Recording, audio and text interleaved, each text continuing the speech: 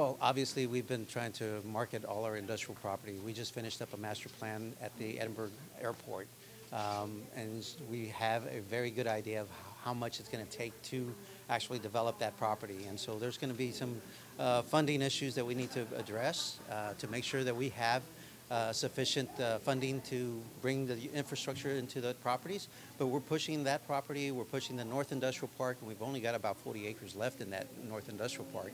And we're talking to people that are going to take up most of that 40 acres. We're trying to identify some additional properties so that we can continue to do industrial development. We're working with some other industrial developers who are interested not only in building the space, the buildings, but also in building some new industrial parks. So obviously there's a demand in Edinburg and in the valley for more space, and we're just glad that we're working towards meeting that demand. So you really are betting that the demand is going to be there. You've got to build it and then, then try and fill those properties. Yeah. But you think all the projections are you're going to need this. Yeah, we do have a pent-up demand for industrial space. There are a lot of companies that come in and are looking for space, and we just don't have it. Whether it's existing space or built-to-suit space, people are looking for that right now.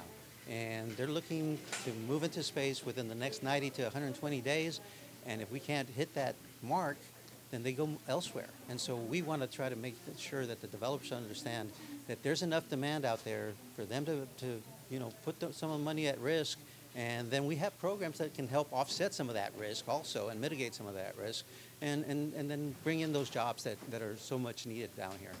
So going back to the Red River Conference, that very much is retail, but is there any opportunity when you get up there that you might also see some folks that have learned about the valley, learned about the growth happening here on the industrial, the warehousing side as well from that conference? Well, in that conference, there's a lot of real estate developers, a lot of real estate brokers, and so the more they know about Edinburg, the more they know about the valley, then the better they can meet the needs of their clients, and some of their clients may cross over into the industrial side as well.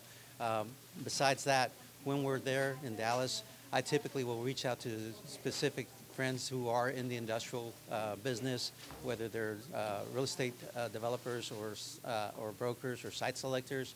We tend to kind of put 2 or 3 eggs in that basket and make sure that we visit with everybody that we can, make the most out of that trip.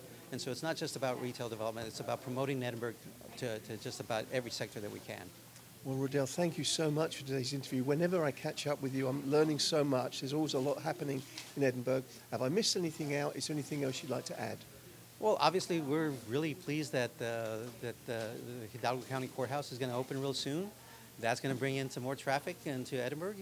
The downtown area, we're working on trying to redevelop a lot of those areas as well.